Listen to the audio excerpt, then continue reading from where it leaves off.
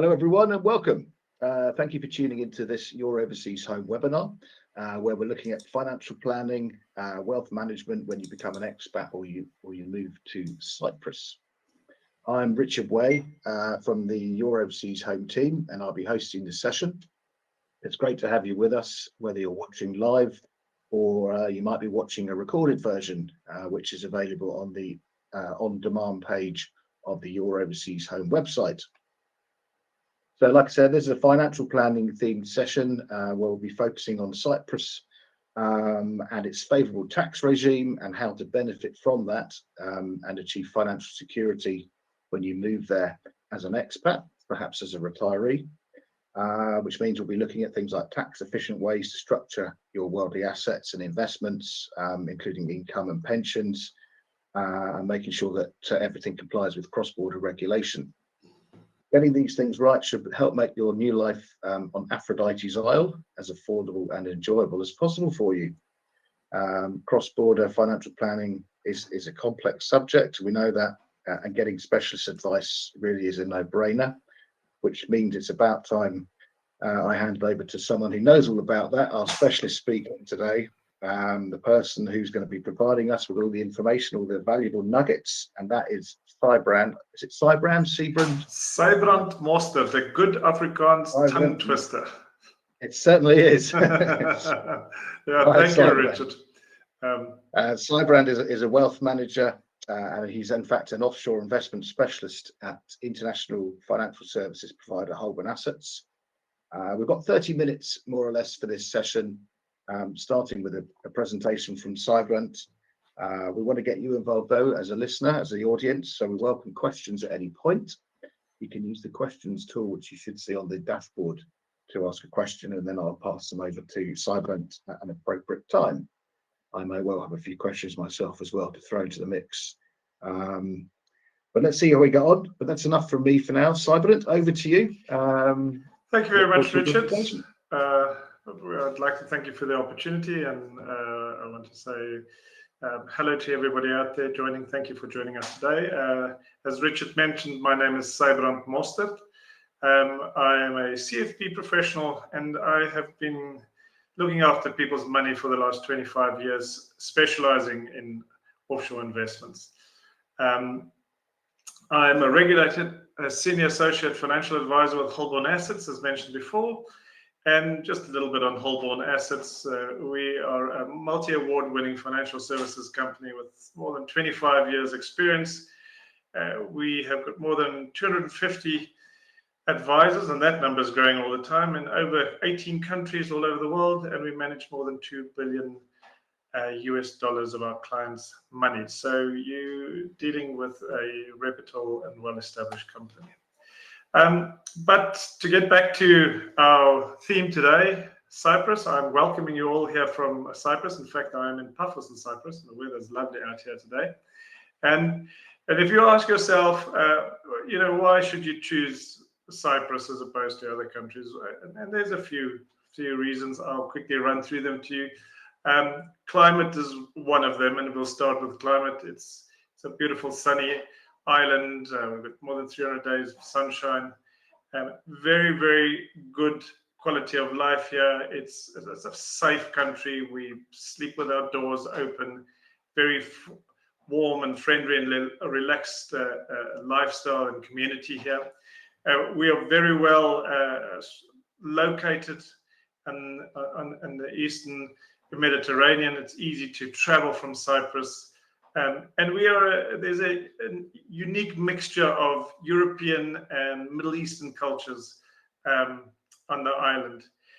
One of the big advantages, and one of the reasons why I live here myself, is you can get along with English in Cyprus.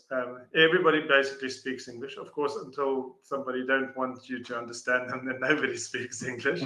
But English is accessible absolutely everywhere. We've got very reliable and good infrastructure, good roads, we've got good hospitals, excellent schools.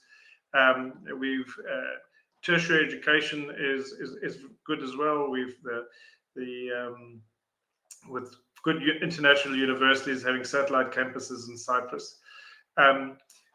We've got a low tax environment. We've got no inheritance tax, very low corporate tax rates, which are very important these days. And it's an entrepreneurial friendly environment. It's easy to register companies, and the government are trying to encourage people and make it as easy as possible to do business in Cyprus.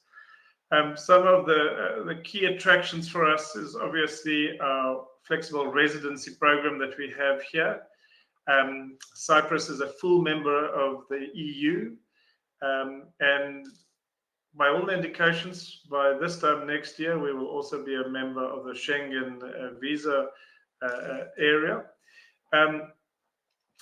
It's an interesting little island. It's lots of history. It's been occupied for centuries. So there is anything from the Greeks to the Romans to the Byzantines to the British.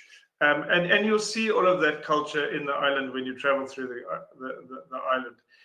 Lots of festivals every year, and little villages, and it's got a vibrant tradition, and food's excellent.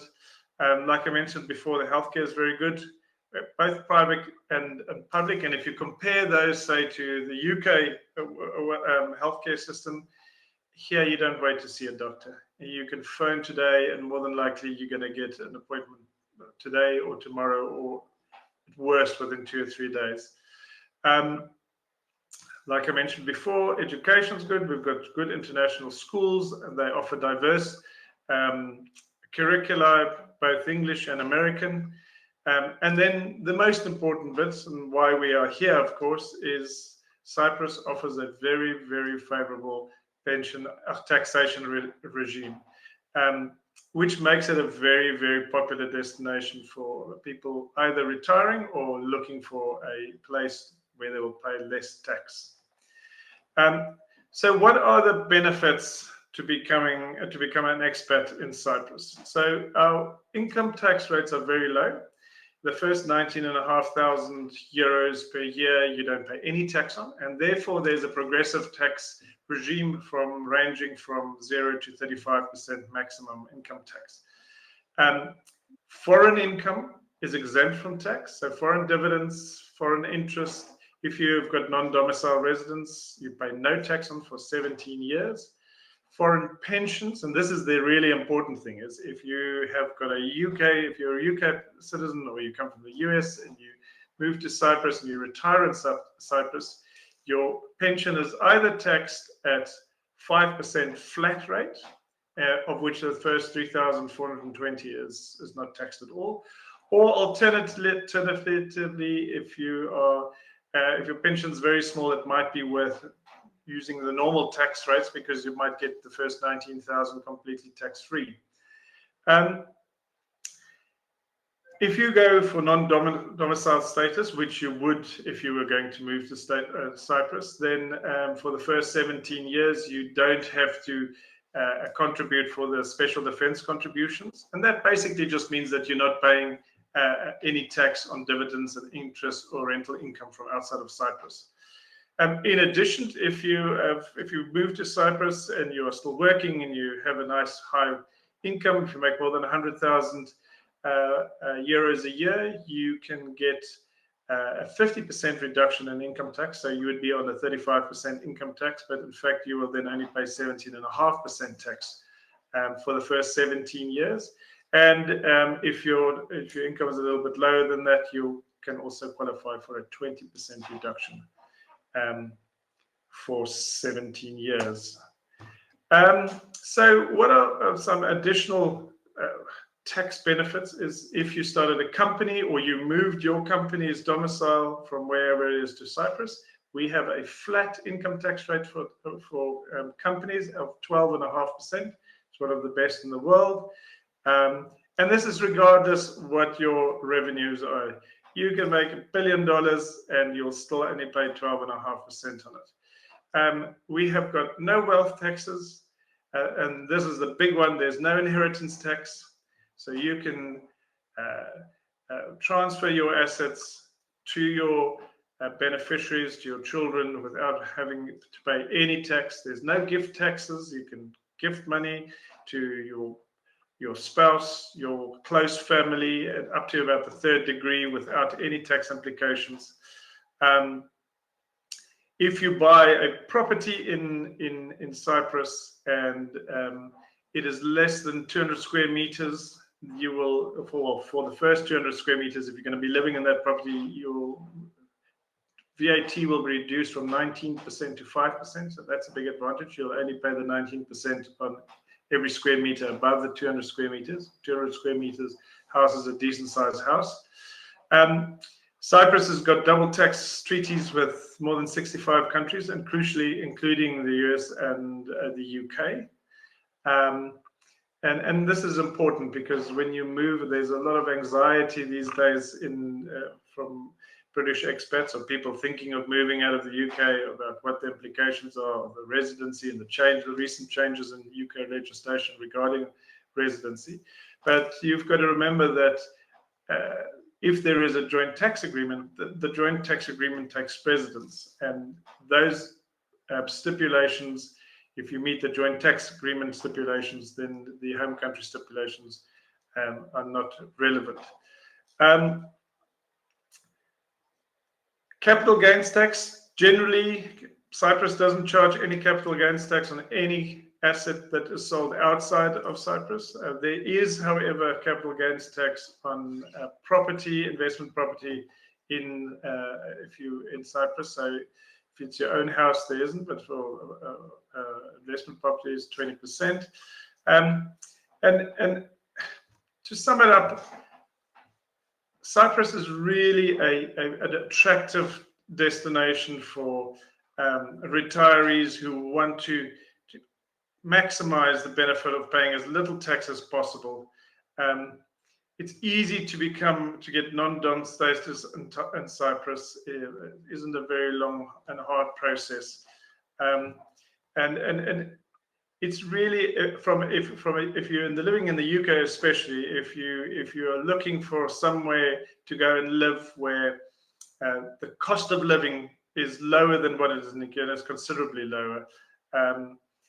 Where value for money is important, and then to pay as little tax as possible.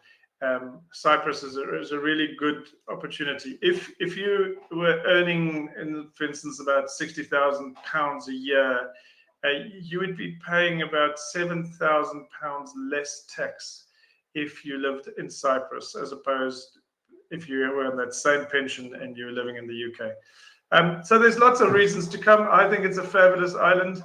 And I'm very happy to answer any of your questions. My details are on the slide there. And if anybody has got any more detailed questions, then I'm happy to answer. Please contact me, and I'll be more than happy to help you. Richard, that's me in the slides. I don't want to bore everybody with too much detail. There's a lot on the slides, but you've got the gist of it. I don't know if there are any questions. Nothing yet, Sibrand, but thank you very much for that. Right. You've obviously presented so well, you've covered everything, but let's see if we can trigger some. First thing I'm wondering is, how does the government afford to run the country if it doesn't bring in much tax? Well, it doesn't not bring in much tax, but I think having a fairly low tax rate, you get high compliance, so people pay the tax. And it's quite interesting because I've asked myself that same question. Currently, the Cyprus government is running budget surpluses, and they have been for the last 2 years. So, Cyprus went through a proper sting in 2013, and where everybody took a cut in their income, and it took about 6 or 7 years or 8 years to recover from that.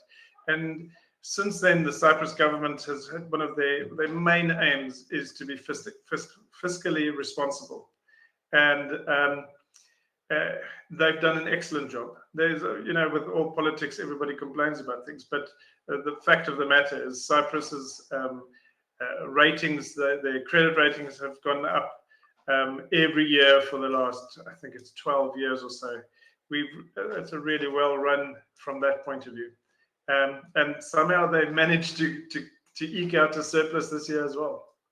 Well, it's good because I know there's I'm reading about a lot of development and infrastructure upgrades in some of the sort of cities, Limassol, Larnaca. It's The interesting. stuff that's happening there. Yeah. Yeah, it's very interesting. So if you came to Cyprus 7 years ago, and you went to Limassol, there was one multi-story building, and if I say multi, I say more than 10 stories.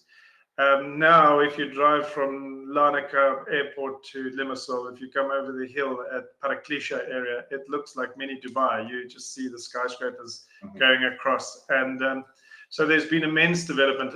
Cities like Paphos, for instance, in the last 5-6 years, the entire old town has been refurbished, or the roads have been cobbled, the buildings are all been painted and refurbished, and really new restaurants. There's a complete different vibe going there. And Cyprus is interesting as an island. The western side of the island is the more European feeling part of Ireland, and parts of Paphos you could imagine yourself being in Italy. Limassol being more big city, more kind of Middle Eastern feel to it. There's a lot of Israeli people that are investing in Cyprus. You get a lot more for your dollar in Limassol than what you do in Tel Aviv. Obviously, it's a lot safer as well. Safety is one of the big bonuses of Cyprus. But yeah, there's been a huge amount of development taking place in the last 6-7 years, and infrastructure as well. There's new roads being built, the highways being extended. There's a completely new gas to liquid plant that they're currently constructing, which hopefully will come in line in the next 2 years, and that will bring down energy prices considerably in Cyprus. There's a big pipeline connecting Cyprus, Israel, and Egypt, which will be pumping natural gas to Egypt to be hydrolyzed there as well. So yes, our economy is vibrant and it's growing, and they've just announced last week, the Minister of Transport and cut the ribbon at our airports. Both of the major airports are increasing the capacity. We should be able to do, I think they were saying something like 7 million ridiculous passengers, and for an island with only 1 million people on it, that's a lot in a year.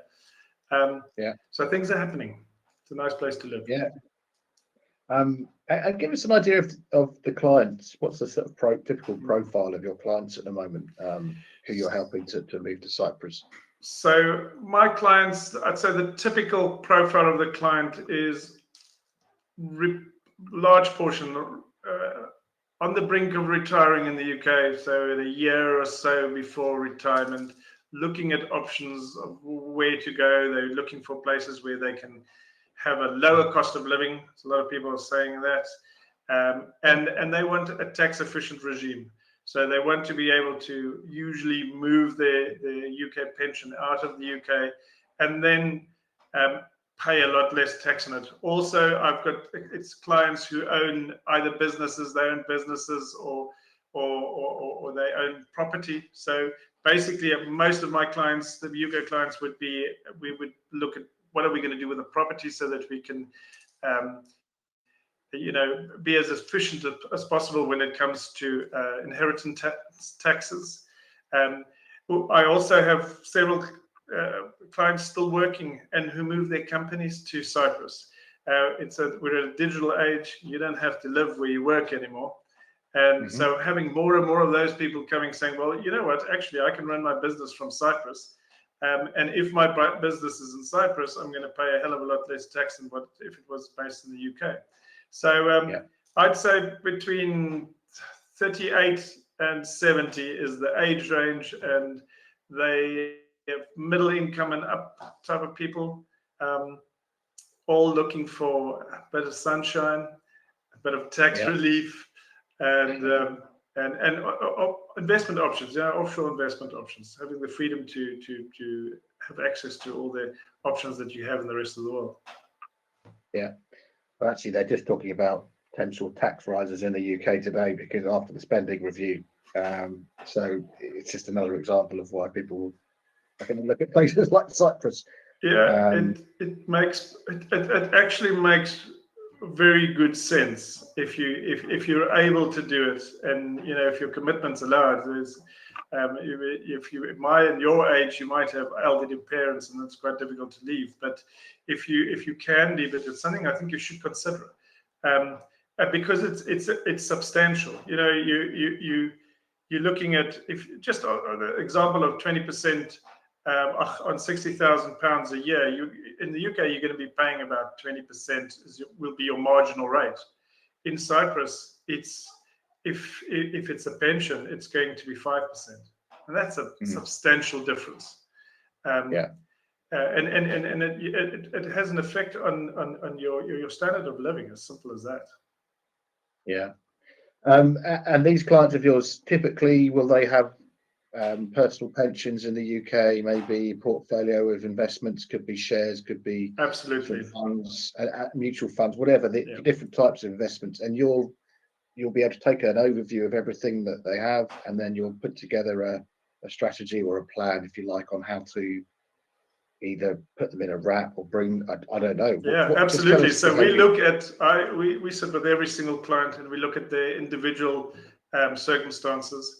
And we look at their entire portfolio, even if they might be happy with a certain portion and they wouldn't want me to manage it. But it's important that I get an overview of the entire portfolio. And the service that we offer is literally from A to Z. So we will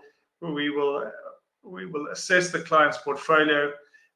We will look at what is the most tax efficient regime to invest it, and whether that is using wrapper schemes, or whether it's direct investments, whether it's shares, whether we do structured notes, deposits, on the discretionary money, if it is pensions, whether we use SIPPs or QROPS, whichever is the most efficient at the time, and we look at costs.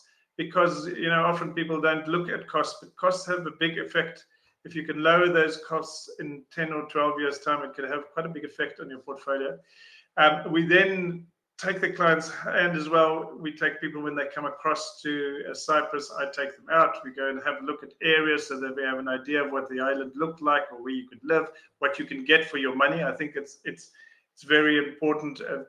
Often people come out and they've never been here, and you need to come and see it. You don't know where you're going to live. You don't know what you're going to get for your money. Some areas are very touristy, and some people don't want to live in the touristy. Other people want to live in the tourist areas. So we take people around there. We do applications for the visas, the residency permits. It's literally a turnkey product that we offer, and we introduce you to the badminton club and the golf club and the retiree club and the business chambers of business, literally all of that. If we can't help you settle properly when we finish with you, well, then there's probably something wrong with you there. You're in Paphos yourself, aren't you? I am, yes. But do you live in Paphos? Yeah. I live in Paphos. I've lived in Limassol as well before. But if the client, some clients like the Proteras area right on the eastern side, and if you want to live in Nicosia or Larnaca, we've actually got agreements with some of the country's biggest developers. So we can literally arrange for you to go see properties anywhere on the island. It's not just in Paphos. I just happen to be based in Paphos. And if you ask me, I'm a little biased, I would live in Paphos. I think that part of the island it's a bit more, the scenery is a bit more interesting. It's a bit more mountainous. Yeah. A bit greener. It's a bit of Cape Town in it, I think, if you know what Cape Town, South Africa looks like. There is, actually. That's true, yeah. Although I don't think you can ski in Cape Town, but I know you can ski just in the tree. Well, actually, you say that at the moment, but South Africa, I was just hearing there's lots of snow in there. They had 50 centimeters of snow in the Drakensberg last night. So, wow. But it's a long drive. It's 1,000 kilometers from Cape Town. Great. The other thing I was just going to, can you just clarify the non-dom status thing, because if you move to Cyprus and you become a resident, a legal resident, a tax resident, that's not your domicile, is it? That's a separate thing. Well, yeah, it it is and it isn't. So okay. domicile really refers to the Cyprus tax system is based on your domicile. Now, and there's a special status. The non-dom status is a special status offered to people who come to Cyprus from outside of Cyprus. So you have to be an English citizen or a South African or an American, or you move to Cyprus. It's not for EU citizens. You move to Cyprus, and then if you stay if you have your abode, your main house, if you live in Cyprus and you're more than 183 days a year, so 6 months and 1 day in Cyprus, you become non-dom for tax resident purpose. And basically what it means is for 17 years, you do not have to pay any income tax on any foreign earned dividends or interest. You don't pay any capital gains tax on any capital gain made outside of Cyprus. So if, for instance, if you were moving from the UK and you bring your whole portfolio over, we would structure it so that we have your investments, whether your discretionary and your pension investments offshore. You would then, for the first 17 years, not pay any interest, any income tax on the interest and the dividends that you earn on your discretionary investment. Obviously, your pension scheme within the whether it's a SIPP or a QROP, there won't be any income tax on that as well. Once you start drawing an income, so if you buy an annuity, or that annuity would then be taxed as pension income, and that would be taxed at a flat rate of 5% per annum. So yeah, that's basically it's because Cyprus works on a domicile basis for their tax. You're really only taxed on income that you generate inside of Cyprus. Right. And that's quite an important point. Yeah, absolutely. You can also get tax residency in Cyprus by only being in Cyprus for 60 days a year. But then you cannot have obviously can't have tax residency in any other country. You can not stay in any other country for more than 183 days a year. And you must have a property in Cyprus. So you can rent a property, you can own a property in Cyprus. And then you have to spend 60 days in Cyprus. And then you'll be tax resident in Cyprus. So if you, let's say you spend some time in the UK and some time in South Africa, and all of that is less than 6 months, and you're not tax resident in the UK, you're not tax resident in South Africa, then you can be tax resident in Cyprus by only spending 60 days a year in Cyprus, provided you own a property in here. So there's an option.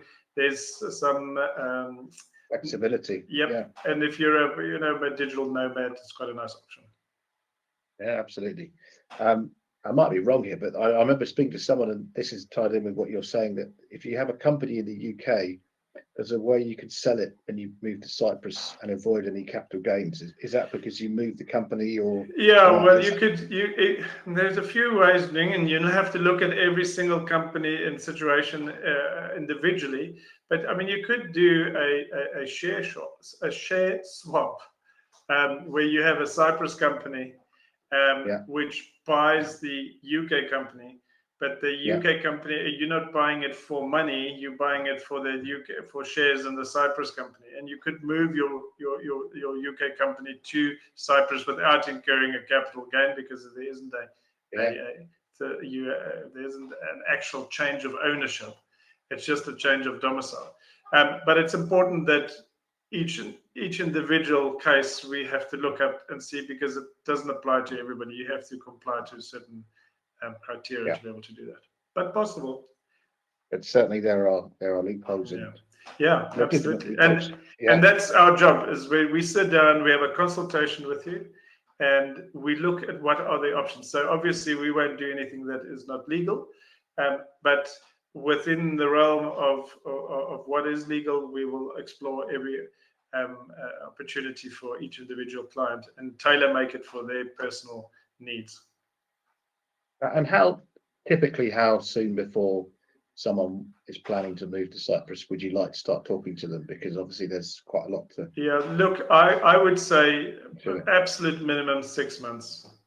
I mean, there are people who decide they wake up in the morning and they're ready to go, and we help people like that as well. But you've got to remember, you've got to get your ducks in a row, and you can move to Cyprus, become tax resident in Cyprus, but you need to inform HMRC as well. Otherwise, if they don't know, they're not going to react to it. They're going to have document requirements from Cyprus that you're going to have to prove that you're now a tax resident in Cyprus. So those things, you can get all of that, we can get in place beforehand. For residency, because of course post-Brexit it's not as easy as it was before. We have to get your residency permits. You've got to get registered for YESI. You need an income tax number in Cyprus. We need to get a bank account number in Cyprus. So those things take a bit of time, and if you do that beforehand, it makes the process a lot easier. Also, I encourage all clients to come and visit, maybe 2 or 3 visits before you just buy a property off plan. Come and have a look, see, because Cyprus is small, but it's big enough to be quite different in different areas. And I really encourage people, come and visit, have a look at properties, have a look at different places, look at a new build, look at there's a legion of properties. Do as much as you can beforehand, so that when you actually come over, your ducks are in a row. It's a traumatic thing to move from one country to the other. It sounds very romantic, and you're going to live in an island, but there's a lot of stuff you don't take into account. When you're in your new country, you need a plumber, you don't know where to find one. If you're in the UK and you've lived in a place for if you need something, you know where to go. Those things add stress. So I would suggest, if you can, 6 months, or as long as you possibly can, but I would say at least 6 months is a good time before you move. Right. Conscious of the time, and I know you're a few hours ahead there as well, so yeah. we're I'm eating going into to your dinner evening now. Yeah, this is the important time of day for you out there. Yeah. It's dinner and drinking and socializing. Indeed, So we really there's some appreciate cold wine waiting for me. I'm sure. Really appreciate you giving up your time, Sipa, and thank you very much. It's a big pleasure. Thanks, Richard. And thank you, and everyone who's watched or is watching in the future. Thank you. I hope it's useful. If you have found this useful, small request from us here at Your Overseas Home. We'd really appreciate it if you left a review on the review website, Trustpilot. There's normally a link that comes up, but if you go to the Trustpilot website and look for Your Overseas Home, you'll see us. I also have a quick save the date for you, which is the Your Overseas Homes comprehensive virtual event, which is on the 4th of October this year from 8 AM to 8 PM UK time. And it's an event where we speak to all the types of people you need when you buy abroad or you move abroad, people like Seabrant, estate agents, lawyers, currency people. And it's a virtual event, so you can tune in from the comfort of your own sofa, just pick up your laptop, and you can speak in real time to all these types of people, and there are seminars and discussions, a bit like we've done today. So unmissable if you're thinking of moving abroad. You can register that as well by going to the Your Overseas Home website. Otherwise, that's it. Look out for more webinars on Cyprus. We will be doing more.